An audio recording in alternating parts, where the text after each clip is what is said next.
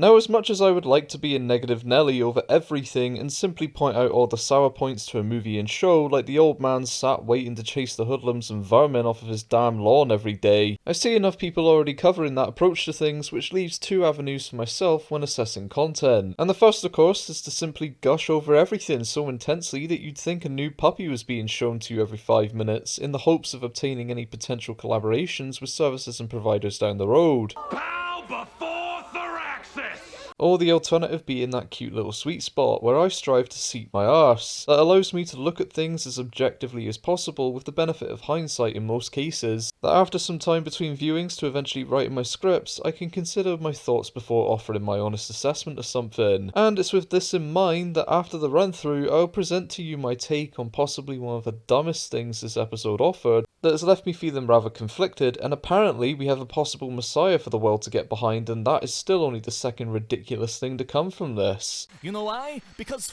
you, that's why. This episode opens with the group making considerable headway to Paris, where they take a pit stop for Isabel and Daryl to discuss using the radio from a contact of hers, who's held up in an old musical theatre, and has repurposed the wiring from his radio for the speakers in the performance room, where he's merged walkers to instruments in an effort to recapture his maestro days, no doubt, in possibly one of the funnier visuals I've seen from this franchise.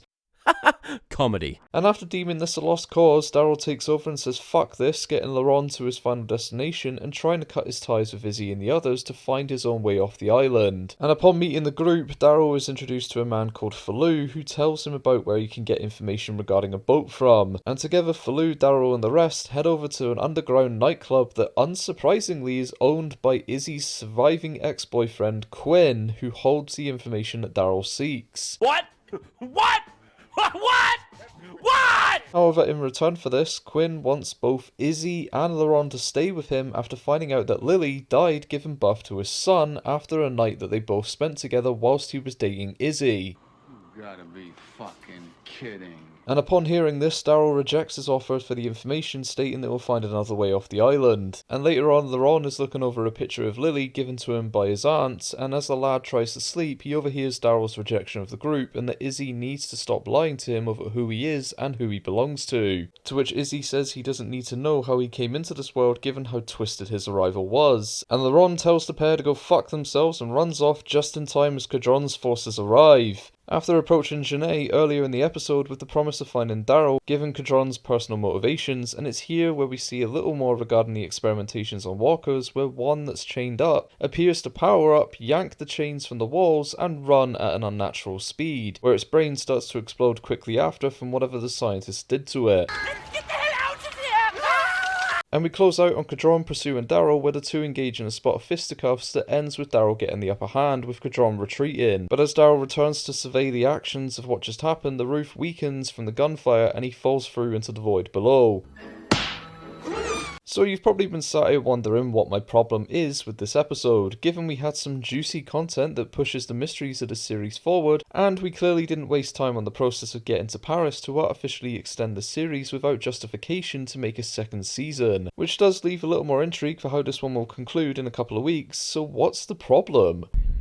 I'm listening. Well, quite simply, the reveal of Daddy Quinn. This moment right here, that in the grand scheme of things shouldn't mean as much considering the focus of the show, and that it was dropped in here for dramatic tension, oddly pulled me out of the episode and the series entirely right now, as it felt equal parts predictable, unnecessary, and convenient in a show that seemed positioned to separate itself from the linear format of The Walking Dead, that normally presents things as just trying to survive with shock value inside, instead was written to add a sense of desperation to matters and give its protagonist a reason to survive in the beginning, that felt gritty, surreal and infallible in its design, but suddenly this felt like a CW drama or a UK soap in one 10-second exchange, and I can't ignore that. That is one big pile of shit. This may be a nitpick in the eyes of many, but for me, this reveal weakens the integrity of the series somewhat in both its timing and involvement, as currently we have the understanding that Laurent is prophesied to be the coming messiah, that admittedly appears to have just been an illusion that's kept Izzy going as she needed something to believe in, but then you factor in his miraculous birth and the gift of gab that he possesses, this lad just needs a little more training and he can confidently take on walkers too with all the prowess of a Mary Sue archetype. There is no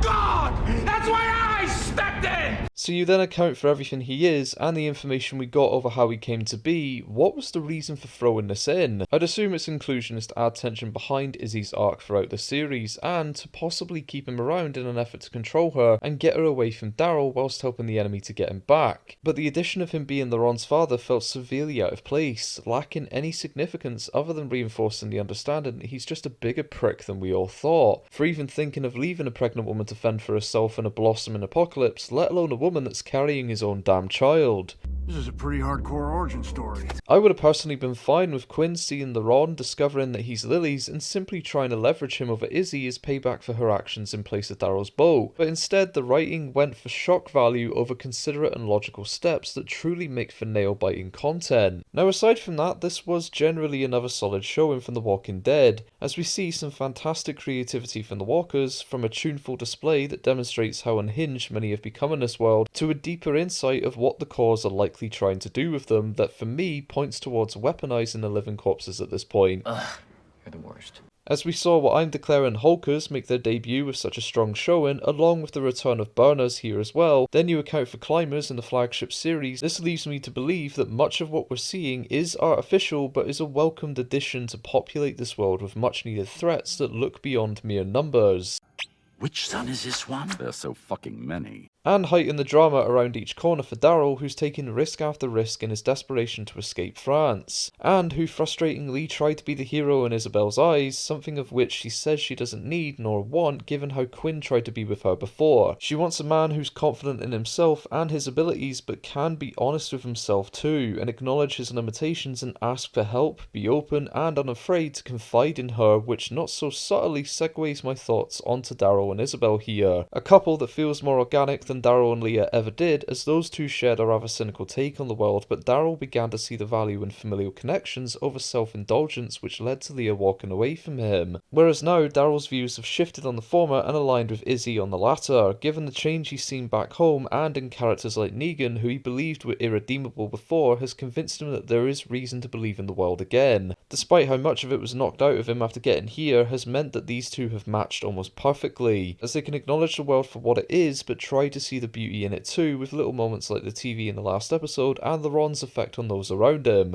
And you two motherfuckers need Jesus. I can only hold hope at this point that whatever they try to do with Daryl and Izzy possibly is done with a degree of understanding and respect for who they are and the desires that they both possess. And what I mean by this is that I don't want the writers to simply forego Daryl's journey for the sake of a love interest, nor do I want Izzy's arc compromised to become a possible short-term relationship that gets betrayed again. If the hints are there and the intention is true, then press on with the relationship, but don't devalue the story or respective character arcs to do it. As separate entities right now, I do want to see Daryl engage with the safety of Laurent and remind himself of who he was at the end of the main series, where he takes on the protector role that he's known for once again. Things will undoubtedly go smoother if he engages, and the deal breakdown and interpersonal drama of Quinn and Izzy is understandably something that he didn't sign up for, but to think that she'd be okay on her own with a lad in the lion's den after a reveal like that was a rather daft move on his part to even consider leaving right then. And quite frankly, it's writing like this alongside the reveal and delivery of Quinn as the baby daddy that has weakened this installment for me, but I will remain optimistic for now until I see anything that I believe would tarnish the strength and integrity of the show. As for Izzy though, to see her essentially open the wounds of her past to try and aid Daryl was the biggest moment of progression for her right now, to not only show her own moral positioning but her loyalty as well, as a mirror for Daryl to look at and act as a possible reminder of the man that he needs to be again. I did enjoy the little stroll through her old apartment, and not in the manner that this may sound, but the visual of how torturous this was for her really added to the weight of her agency and the woman that she is. To try and push through the memory of the last time she was here, and all for a photo and some drugs to try and aid two other people. This moment came with no benefit for her, and she likely would have felt worse about it after learning that Laurent's conception likely took place on her own bed. But to then double down on her trauma and guilt by revealing her ex to be the father of her nephew is a kick that no one needs, let alone a woman who's lost practically everyone and everything she loved. To also learn that a lot of her scarring was self-harm adds a heavy toll to her story that was implied last episode but is worked in as a guilt trip and a form of control here from Quinn, who claims he rescued her from the woman she once was.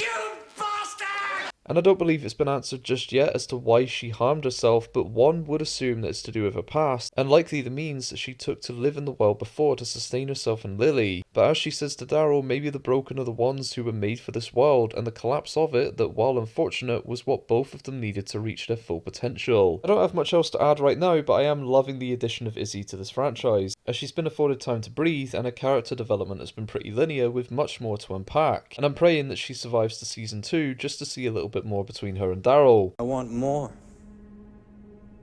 And I know I shouldn't. Moving on to our antagonists though, before we close out, Janae and Cadron are the warring parties here, and currently have the potential to be something more violent against Daryl and the rebels, but I would appreciate a little more time with them going forward to feel like we've heightened the stakes involved, as Cadron finally got his hands on Daryl here, and the fight was brief but showcased the clear power dynamic between them currently, where Daryl was more strategic and calculated in his movements compared to Cadron, who tries to use numbers, brute strength and heavy-handedness to overcome his targets, and I think had the rage been placed to one side, Cadron could have had the upper hand for a spell. The two are separated again for the moment, so the next battle needs to swing in the favour of Cadron to give Daryl a basis for what he's up against, and that admittedly is me writing an even contest for the final encounter where I'd like to see Daryl take the win, but before then, having the big beefy boy score one over our intrepid hero is exactly what we need to see, and it would give the audience an understanding of each opponent's strengths and weaknesses and help to cast that simmering heat into a scalding fire that shows us both Cadron and Daryl's frustrations boiling over with a resemblance to Daryl's fight with Beta back in season 9 of the flagship series.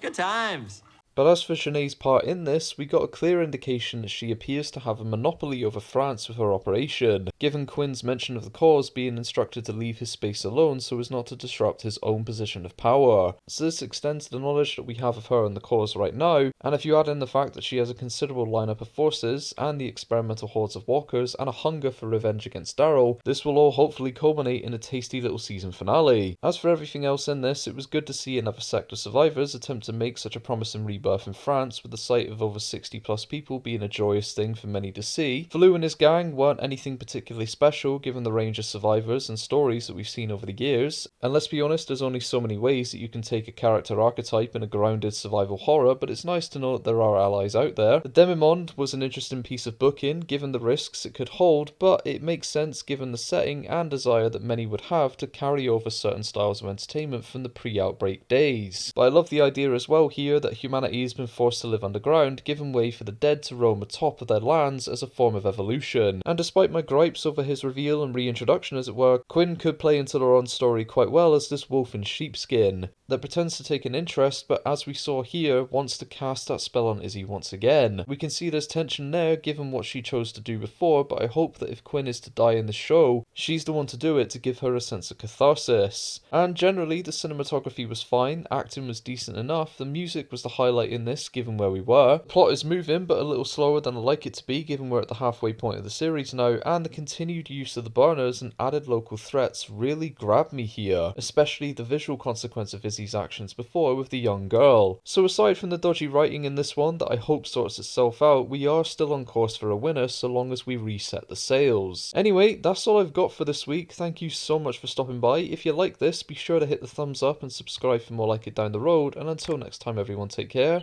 and I'll catch you later.